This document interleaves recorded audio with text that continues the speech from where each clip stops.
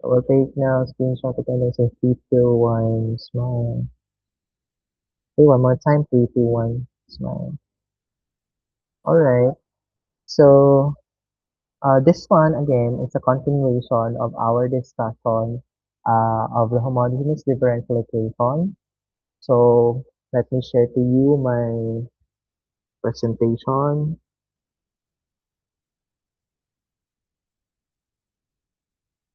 Right.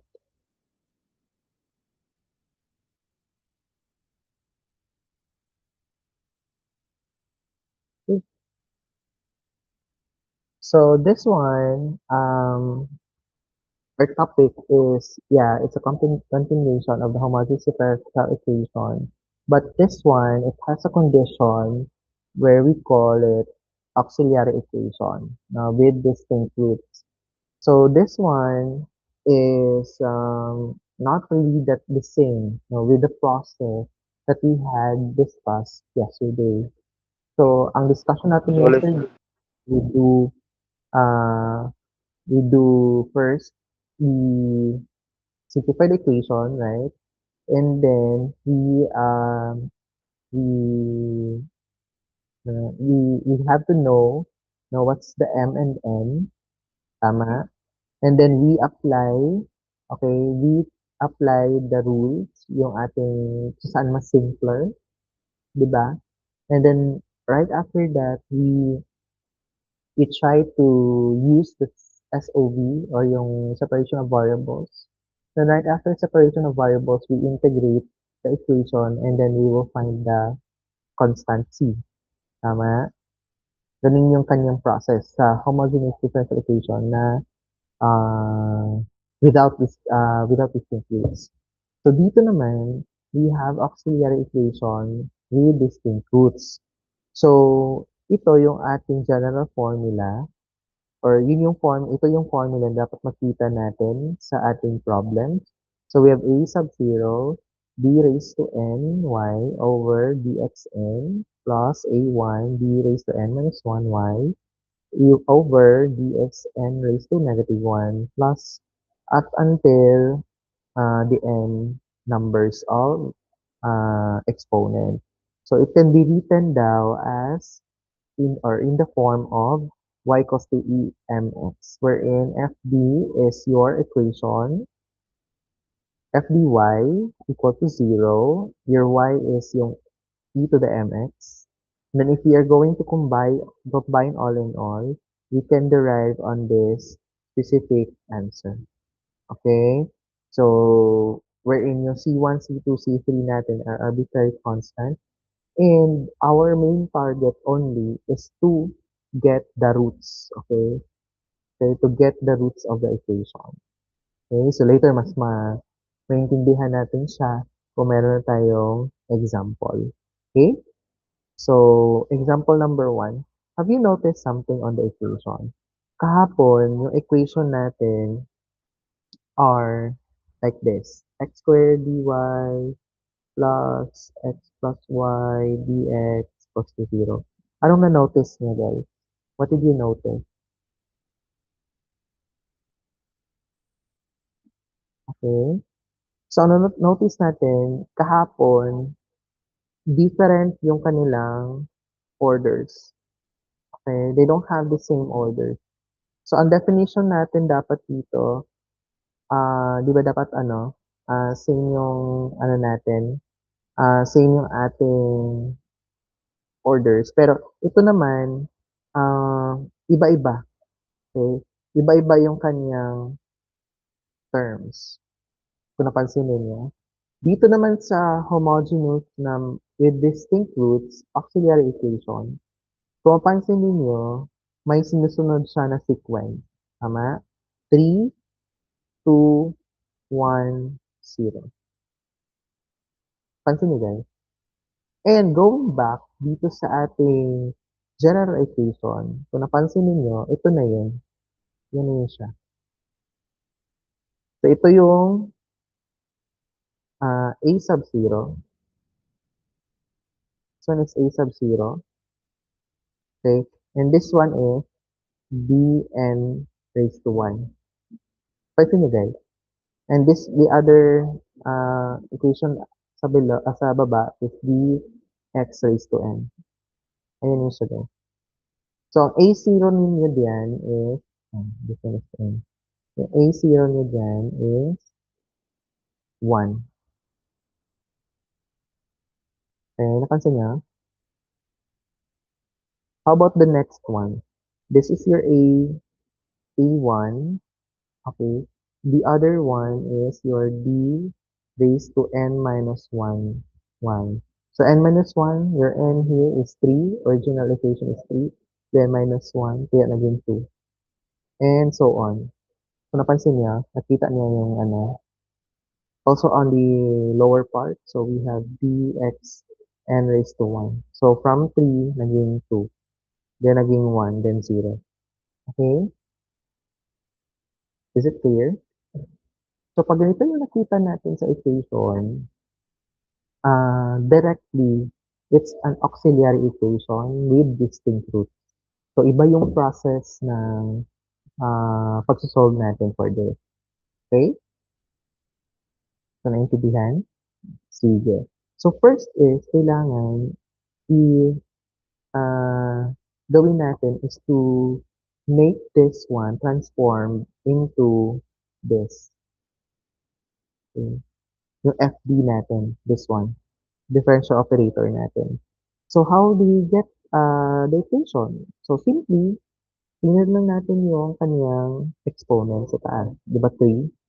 So, instead of small letter d, we will exchange it into capital letter d raised to 3 y. Okay?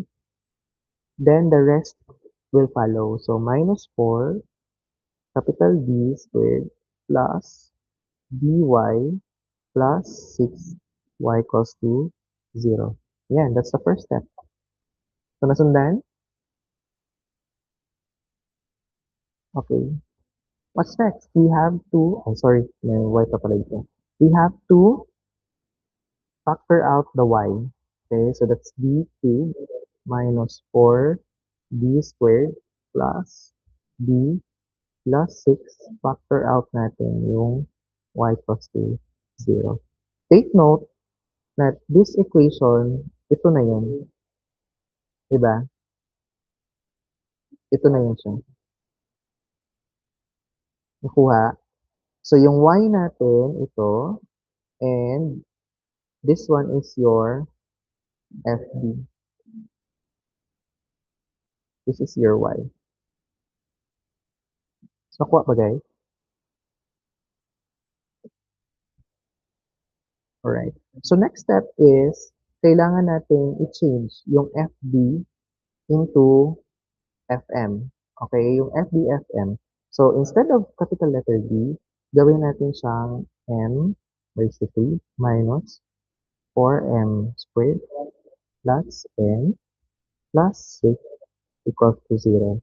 So, tanggalin muna natin yung Y. Okay? So, nakuha. Okay, next. Next is, kailangan i-factor out natin or kunin natin yung roots. Kunin natin yung roots nito. Pero, paano natin siya makuha? Di ba, pag quadratic equation,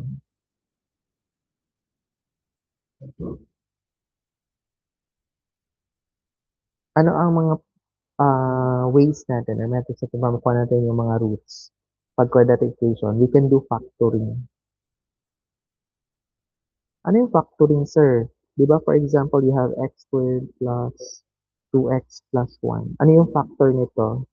Di ba, we do this, x, then kunin natin yung factor nito, this 1, 1, then plus.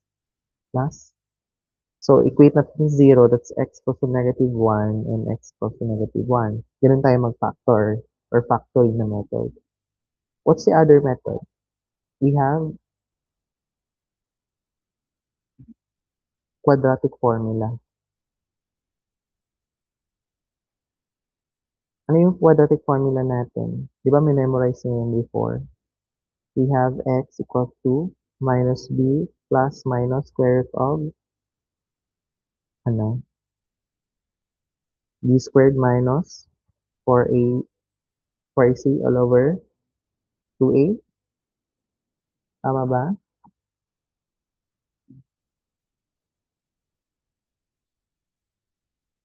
Na-remember niyo pa ba?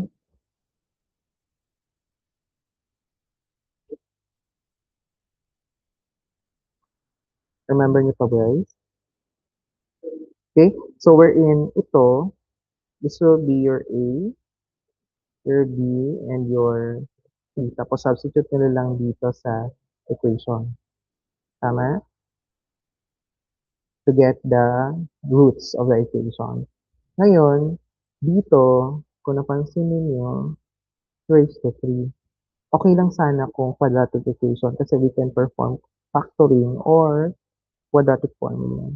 Ngayon, para makuha natin yung roots natin, we have uh, a method what we call synthetic division.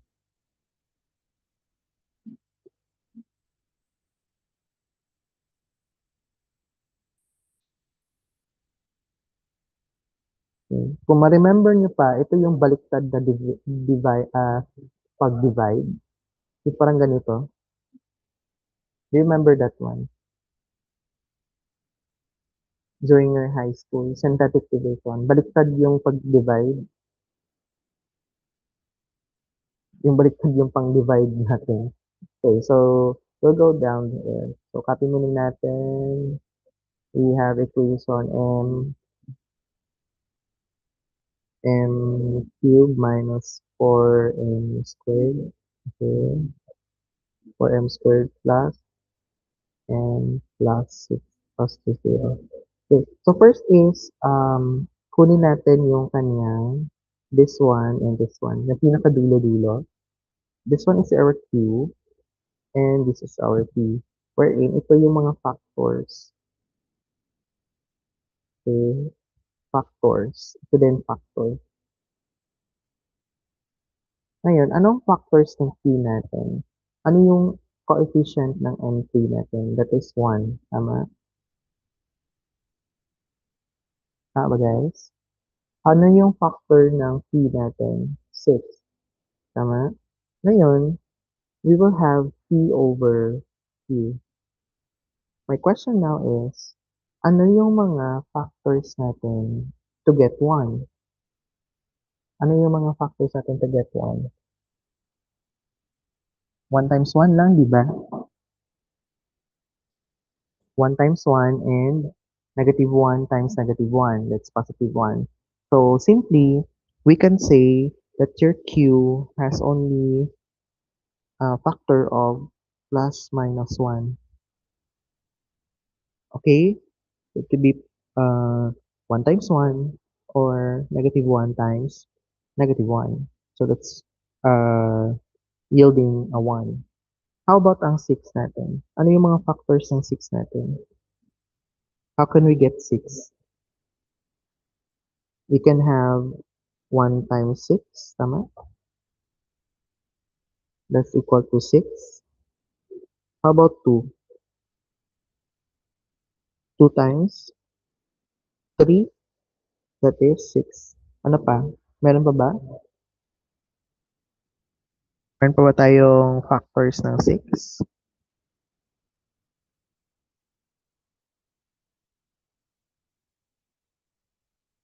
May factor of 6 pa ba tayo? Yeah, dito pa rin yan. That's negative 1 times negative 6. That's 6 pa rin. Or we can do negative 2 and negative 3. So, 6 pa rin yan siya. Okay? Or, we can say it's a plus minus 1, plus minus 2, plus minus 3, and plus minus 6. Do you agree? Ito lang yung mga factors ng 6 natin. Right? Okay. Now, ang gawin natin is mag-trial and error tayo. Ipa-partner natin yung P and Q or i-divide natin yung P sa Q and then we will have a synthetic division on that sa ating equation na given. Okay. So, ilagay muna natin yung ating equation. So, it's a synthetic division. We have coefficient 1, -4, 1, and 6. Ito yung sila. Ayan. So, copy lang natin. So, linya natin 1, -4, 1, 6. And then, yung napili natin na factor or yung root natin based sa P over Q.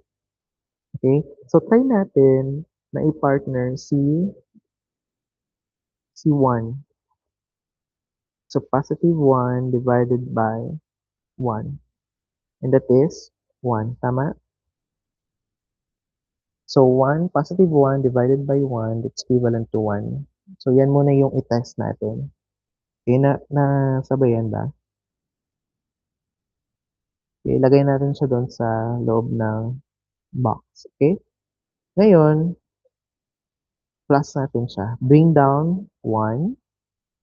1 times 1 is 1. Lagay natin sa ilalim ng -4. Then add natin -4 plus 1, that's -3. -3 times 1, that's -3.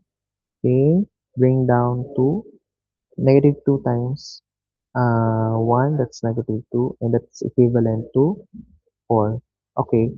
Ngayon, ang goal natin is to look for a root ito na mag-yield dito ng 0.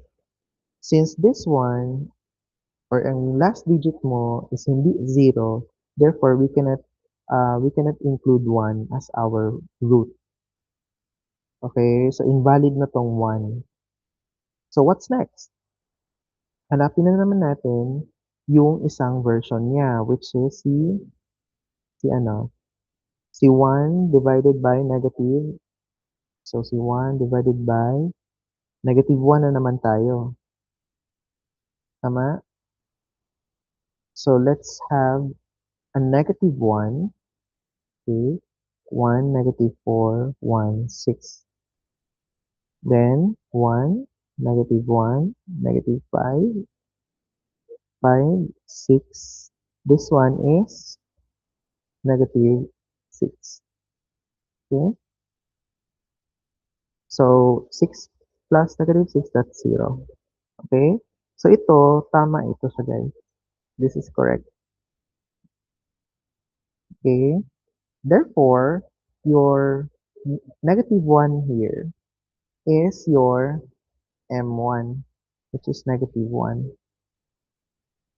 Okay? And your M1 is, ito na yung dito sa final equation natin na ilalagay natin dyan later. Okay?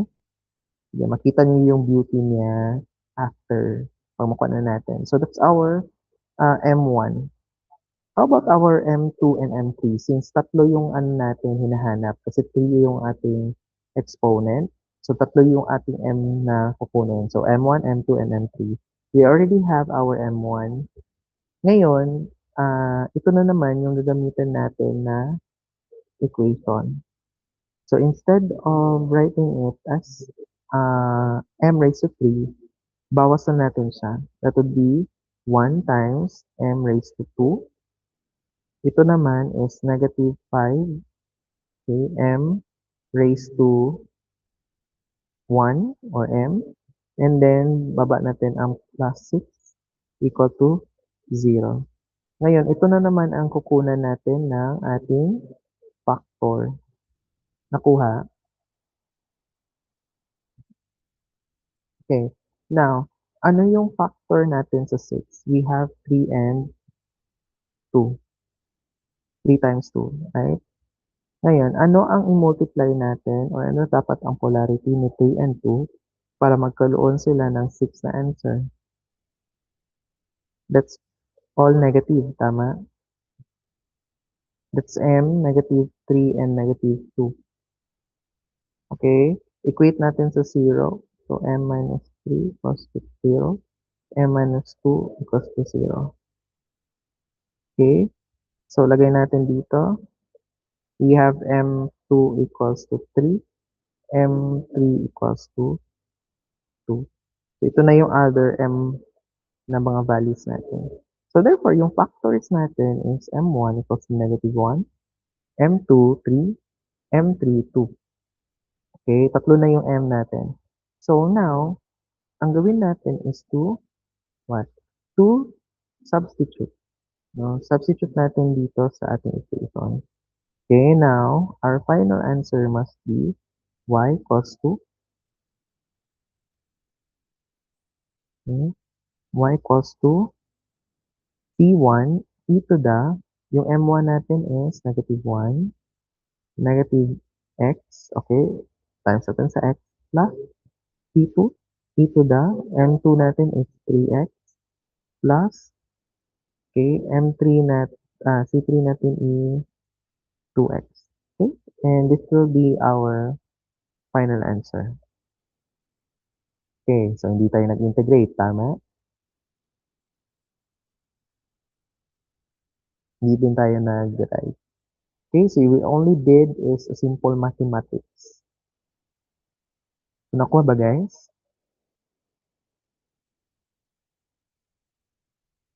Alright. So, how's problem number 2? Kung makita natin, ito is naka-quadratic na. Tama? Squared.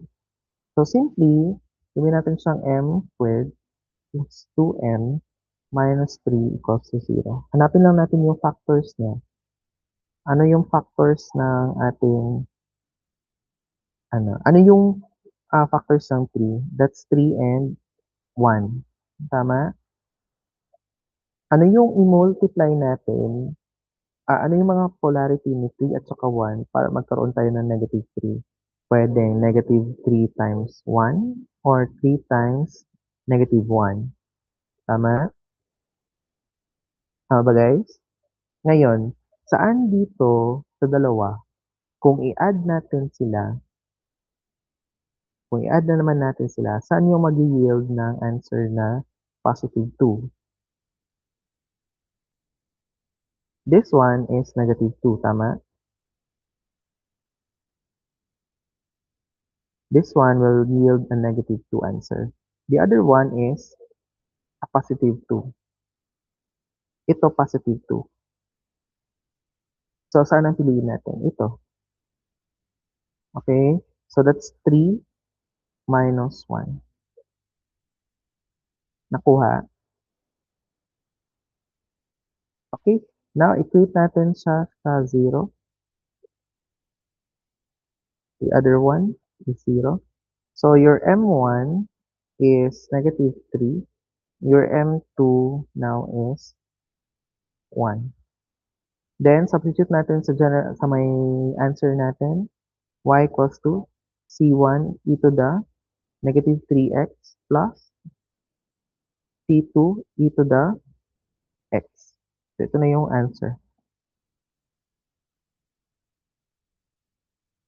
Question? O, diba? Ang dali lang.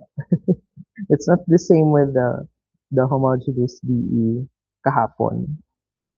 So, mas madali ito compared to that. Okay? So, ano lang yung struggle natin? The struggle is if hindi na zero dito. Okay? Pag magsi-synthetic division tayo, if di siya nag-equal to 0, therefore, we have to redo we have to look for another pair here sa ating PQ para i-substitute natin dito sa ating synthetic division. Okay? So, sir, pwede bang mangyari na dili dayon makuha ang katong for a zero diri? Pwede kaayo, no? Just like we did kanina, nung pinili natin yung wrong na root, it will just give us the answer na hindi zero. So, we tried, no? Na mangita na pog pairs. So, ibig sabihin, sir, it's a trial and error. Hindi natin alam kung saan dito sa mga pairs na to yung ating root. You get me? So, yung challenge lang is that kailangan mabilis kang mag-synthetic division. para maubos mo or di kaya mas mabilis kang maka-reach kung saan dito ang root of the equation. So, going back sa problem number 1, di ba ang root natin is -1? So, that's the pair of the numerator na pwedeng numerator na -1, pwedeng -1 at saka yung 1 sa baba. Pwede din 1, -1 sa baba. Di ba? Pag i-divide mo, that's equivalent of -1. Tama? How about ang pairing mo is numerator mo is 2 and 1. That's a 2. And root ba siya ni ano kanina? Root ba ang 2? Ito. Root siya kanina. So, pwede. So, you'll get an answer of 0 late if you're going to select first the 2. Pero how about -2 ang napili mo? That's numerator na 2 tapos -1 ang napili mo sa baba. So, it will yield you -2. So, you'll try to synthetic division na gamit ang -2. So, -2, 1, -4, 1, 6. So, let's try. 1, -2, this is -6, this is 12. Dito pa lang, 13. So, dito pa lang, dapat hindi yan sa 0. So, your -2 is not a root. Nakuha nyo? Pero, yung +2 is a root. Kasi, pag 2 ang gamitin natin, let's try if 2 ang gamitin natin, guys. If 2, then 1, -4, 1, 6. So, that's 1, 2, -2. This one is -4. This was -3. -2 times, -3 times 2. That's -6. And it will give you 0. So, ito is a root. Which is tama naman siya kasi yun din na nakuha natin kanina. Yung gamit natin is -1. Nakuha? How about kung -3 yung gamit natin? So, how about if -3? Yung partner ng PQ natin is, this one is 3, sa baba is -1. So, 3 divided by -1, that's -3. So, that's 1, -4, 1, 6. Try natin. So, that's 1, -3. This is -7, 21, 22. This one is, siyempre, dito magiging 0. So, -3 is not a root. Which is, totoo naman kasi yung root natin na isa kanina is dapat +3. Okay? Dapat ang combination mo dito sa PQ natin is a +3. So, it could be a -3 and -1. Or -3 divided by -1, that's 3. So, let's try. If 3 yung ating gagamitin, 1, -4, 1, 6. So, that's 1, 3, -1, -3, -2. So, this is -6, 0. Yan. So, this one is a root. So, nakuha nyo? Okay? So, ang technique lang talaga is that mabilis ka lang mag-synthetic division. Kasi, the more mas marami yung root. Kasi, ito dito sa PQ natin, maraming combination. So, magta-trial and error ka talaga. So, you select, then you solve, and then kung na-chamba, na nag-answer siya ng 0, then that's a root. Pero kung hindi siya nag-equal to 0, therefore, hindi siya yung root. Nakuha niyo, guys? Okay. Number 2 is, na-chamba lang ito kasi meron siyang exponent na 2. Quadratic siya. So, you can just go with factoring or magpa-quadratic equation ka or quadratic formula ka to get the M1 and M2. Sir, pwede ba ang M2 kay ang -3, ang M1 kay 1? Pwede ka ayaw. Your answer can be this. So, pwede kaayos siya. So, pwede lang na ganito din yung answer mo. Depende kung ano yung mauna na makuha mo, yun yung gawin mong M1. Okay? Sige. So, let's try number 3. Example number 3. That's m squared, okay, plus 2m. Wala na siyang dugtong, so that's 0. Okay? So, anong gawin natin? I-factor lang natin yung m. What's the 0? So, m is, first m, or m1 is 0. Ito. Equal natin sa 0. Then, m2 is equal to negative 2. Ito, equal to 0. Tapos, transfer natin. So, your m1 here is y equals to c e raised to m is 0. Okay, 0x. Alright? Then, plus c2 e to the negative 2x is a negative 2. Any number, okay, raised to 0, ilan ang sagot? 0 times x. That's 0, di ba? So, what's the answer? Dapat siya.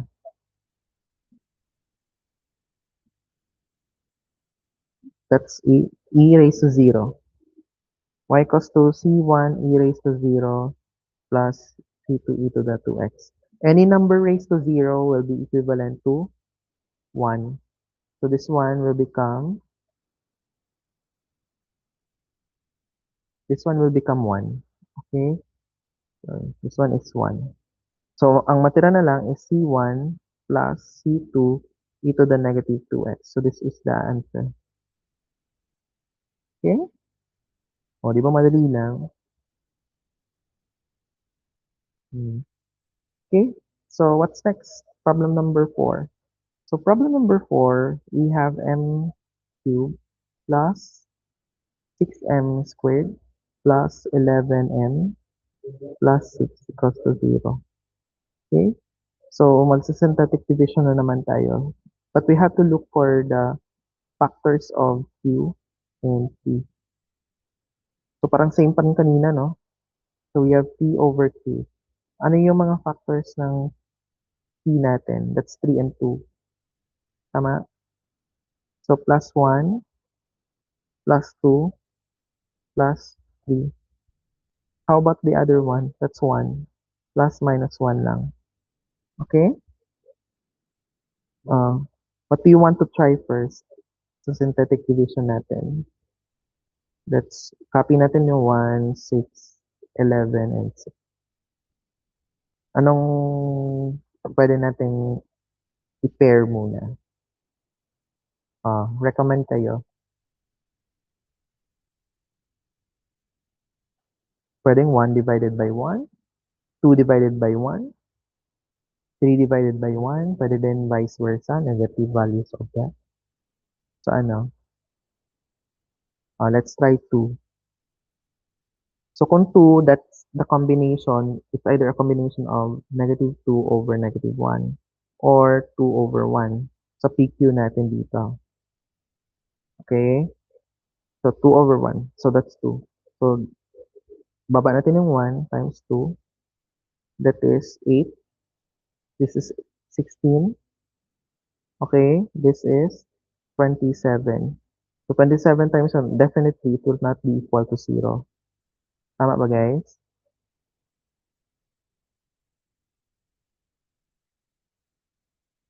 So, this one is not considered a root. So, x is na si 2. Let's try negative 2. Okay, 1, 6, 11, 6. So, this is 1, negative 2, this is 4, negative 8. So, negative 11 minus 8, that is 3. Tama? Then 3 times negative 2, that's negative 6. This is 0. Therefore, this 2 here is a root. So, this will become your M1. Okay, nakuha niyo? Oh, what else?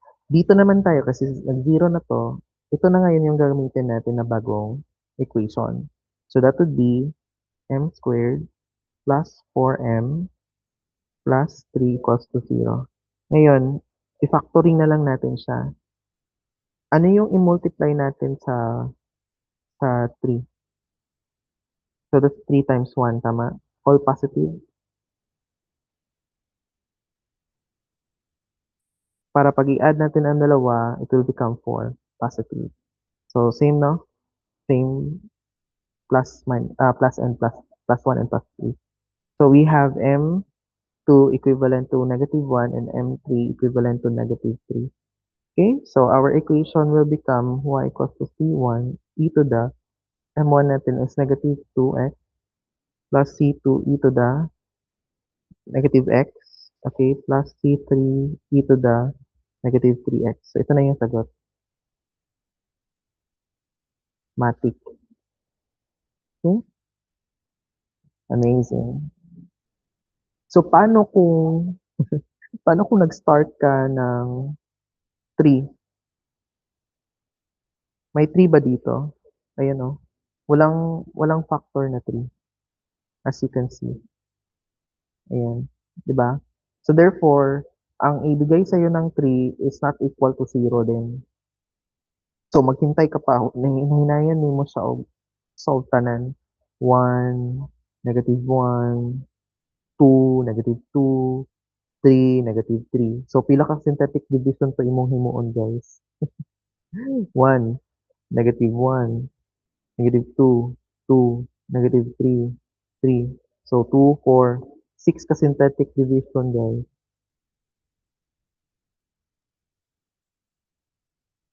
Naswertehan lang na paghatag ni Gapper sa 2 is nakuha na dayon siya. So what if ang gipili mo dyan is 3 or 2? Anyway, so trial and error siya, guys. Let's try this one. Problem number 5. So 4m4 minus m3 minus 7m squared plus 11m plus 6 equals to 0. Ano yung factors nito? This is q, this is p. P over q. Anong factors niya? Ang factors ng 4.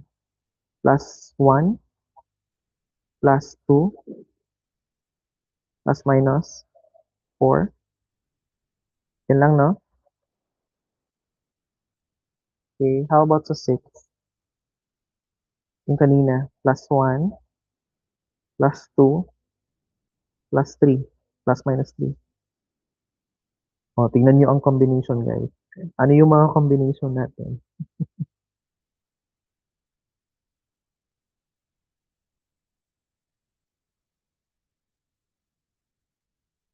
Hmm.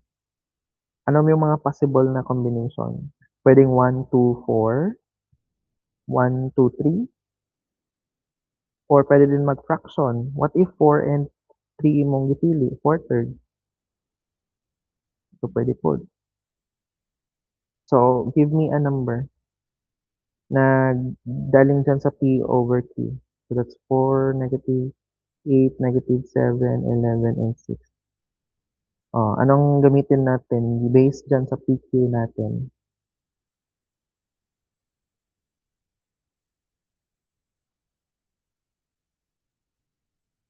Ano? Sige, suggest kayo ng number na nandyan sa P divided by Q natin. Ano kaya?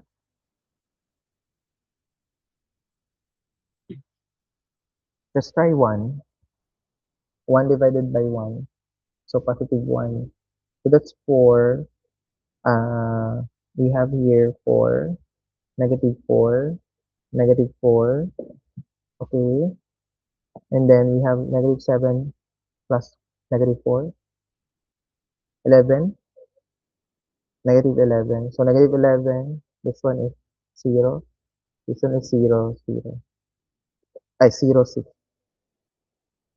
Okay? So, meron ba? May sagot ba siya? Pwede ba? Ito yung titignan natin sa last. Di ba dapat zero? So, hindi pwede. Negative 1. Ganun siya, guys. Ganito ang gawin ninyo. So, ano to? 4. This is negative 4. Negative 12. This is 12. This is 5. Negative 5. Definitely, it will not give you, ano, di ba? Yeah, let's try. This one is 11 minus 5. 6, right? Oh, ito 0. 6 times negative 6. 0. So, pwede? Pwede. Okay, so this one is a root. So, this one is equivalent to your M1. Oh, next, ito, magiging 4M raised to 4 man to. So, magiging 3 na ito. So, minus 12M plus M squared, 5M plus 6 equals to 0. So, what's next, guys?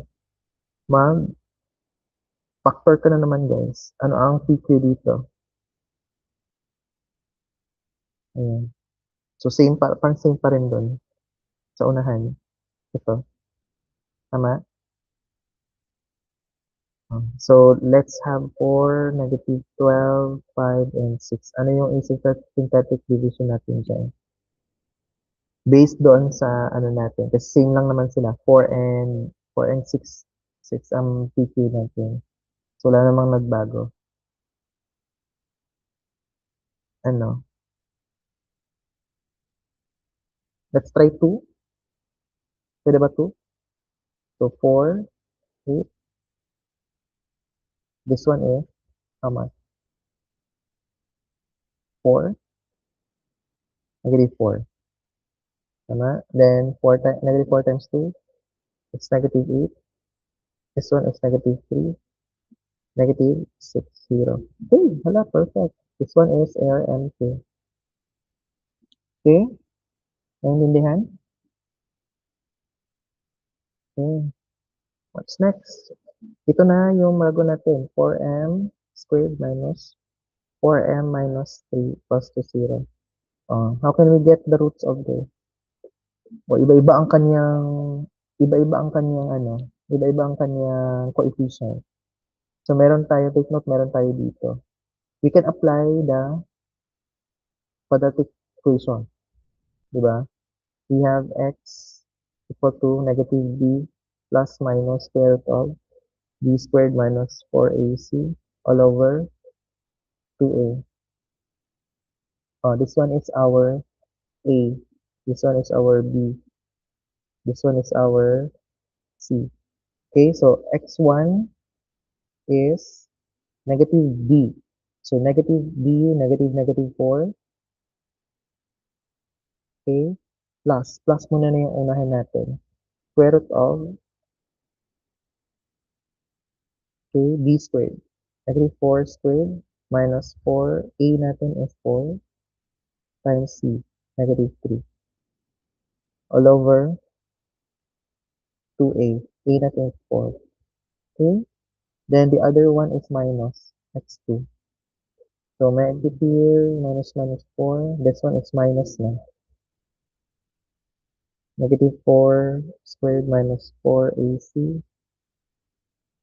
Okay, all over 2a. Okay, so ano yung mga sagot nito? X1 is, calculator niyo. This one is 4 now. Minus 1 times minus 4. Lang. Palitan nyo lang yung plus and minus sign sa equation. Ayan.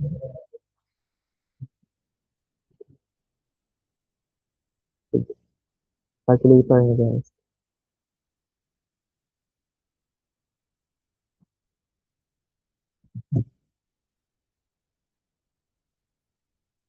Anong sagot?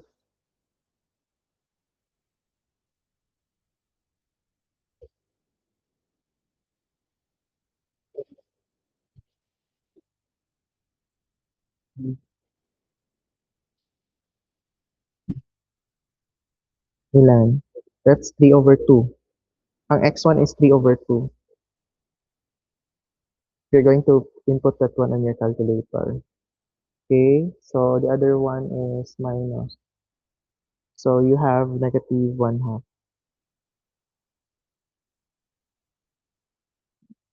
Nakuha nyo? Okay. So this one is your M3. This one is your M4. Okay. So substitute na lang natin sa equation. That's y equals to C1 e to the, what's M1 natin is negative 1 or negative x plus C2 e to the M2 natin is 2 plus C3 e to the M3 natin is 3/2x plus C4 e to the negative 1/2 x. Okay? Ayan. Yan ang sagot. Okay, any question before we end? So, okay lang. Mas madali siya compared sa ating homogeneous kahapon. Yun lang, it will just take you time kasi magmi-mix and match ka. So, what if ang na-try mo una is ito, 4/3. So, 4/3 ka nag-start. So, maraming combination siya, di ba? May 1, 2, 4, 1, 2, 3, 4, and then you have the divided version. Itong 4/3. So, may negative values pa nito. Okay? So, any inquiry, any concern before we end?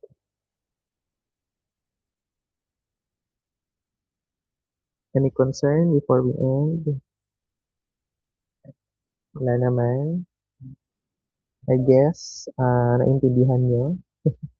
It's very simple, guys. Wala naman siyang masyadong ano. It's just that ang struggle lang is to find or to look for the root. And then once you find the root, substitute mo na lang doon sa general formula. Then that's it. Okay? Sige. So,